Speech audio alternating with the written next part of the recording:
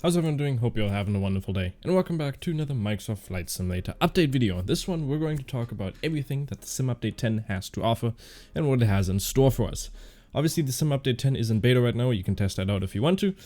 And there is the release notes were released, which were almost 5,000 or 4,500 words long, and I'll bring that down to just a couple of minutes and just point out the main key features, because there's a lot of things that changed, but only a couple that really stand out in my opinion, and there's a lot of great news to cover in there. So let's get right into it. So first of all, to get the best performance, make sure to move your community folder and add mods once at a time, or community mods.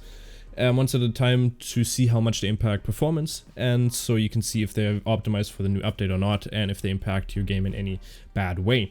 So the main changes obviously is that the improvements for DX12, meaning stability, performance and memory usage, has been greatly improved.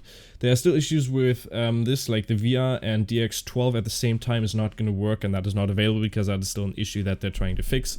But there's some big new updates when it comes to performance, and I'll get into that in a second. You can now add secondary windows to have a multi-monitor setup, so anyone that has like a nice rig and would really would like to use everything they can, you can now add a monitor, or you can now change you can add windows to your right monitor and your left monitor, and just make it like a nice little visual aspect to that. DLSS is now available, so that's going to be a huge performance update when it comes to anybody that has the newer graphics card from RTX. DLSS is a game changer when it comes to that, and it's going to make massive improvements when it comes to the performance. With my 3090, I'll probably get a ton more FPS, even though I don't have Microsoft Flight Simulator installed right now.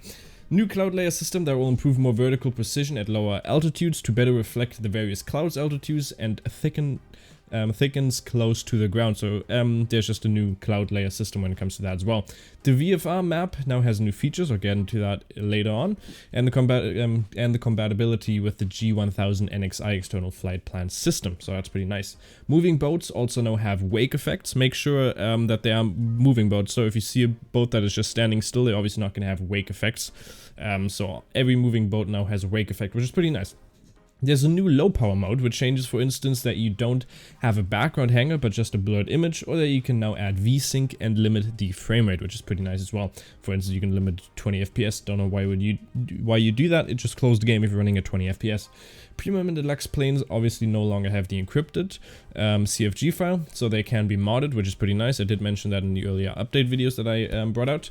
Moving on to some stability issues, some stability changes. For instance, several crash issues have been fixed, which is pretty nice. Obviously, always nice to get some crash issues fixed. Performance increase and the issue with having more than 4 world update photogrammetry packages installed has also been fixed. Moving on to the navigation and traffic section. ATIS will now report wind speeds in feet per second instead of knots, which the community wanted.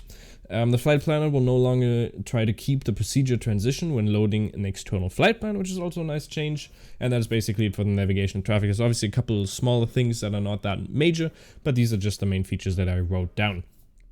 For the weather, guests have been added to live weather, which is pretty nice. And they mentioned that they get every data from MetaBlue, obviously, and then they put that in there, and it's supposed to be very accurate when it comes to the gusts as well. Additional dynamic pressures and air density has also been added. Turbulence and drafts have been reduced by 90% at 0 knots. So you don't get just wiggled around when you legit have no wind, and 50% at 1 knots, and then everything over 3% there's no changes. And then if you have 50% reduction at higher altitude when it comes to the turbulence as well, and obviously several improvements on the weather panel as well, which we'll talk about a little bit more as well. The VFR map has been added to, or has a couple of new features added. For instance, a Nav8 ident search bar is now available. You have the ability to click on Nav8s in airports for Nav8 and airport data. This means that this will show you intersections, NDB, VOR, and all the airport's information like ILS frequency, meta, runways with surface type and length, and more information. Everything that you basically need for your airport, which is pretty nice. There's a couple of things, couple of changes for the planes. There's a ton of changes actually, but I'm just going to tell you the main ones that you might be interested in. In VR, the too dark or too bright cockpits have been fixed with the help of camera auto exposure, now adapting to a reduced area in the screens. So if you're playing VR, that's a good change right there. Contrails are now visible on multiplayer planes, which is very nice. Autopilot will no longer fly back when activating approach.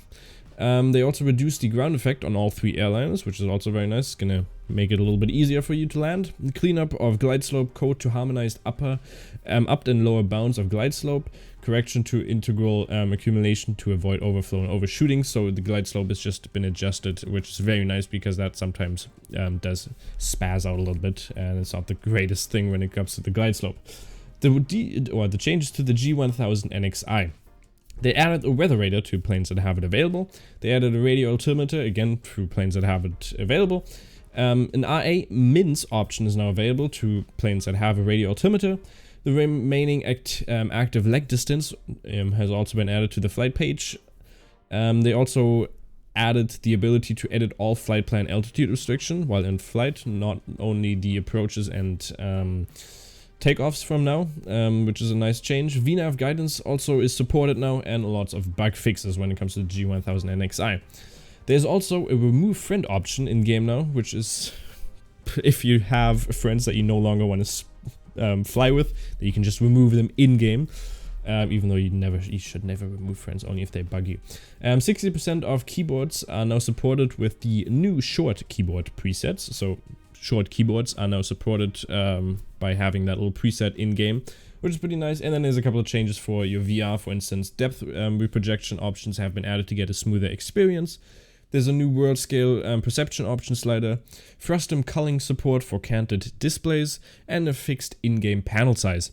That is basically it when it comes to the changes. Obviously, there's a ton of small changes. You can check out every single one of those with the link in the description where it gives you the support. Geez, let me try that sentence again. There's obviously a link in the description where you can check out every single change that Microsoft Flight Simulator made, and with the 4,500 word changelog. So if you really want to check that out, you can check that out in the description down below. If you want to support me, make sure to subscribe and like this video, and also comment, because that means a lot, and I always like to speak with you guys. If you have any questions, you can obviously let me know down below. Hope to see you next time, and have a good one. Bye bye.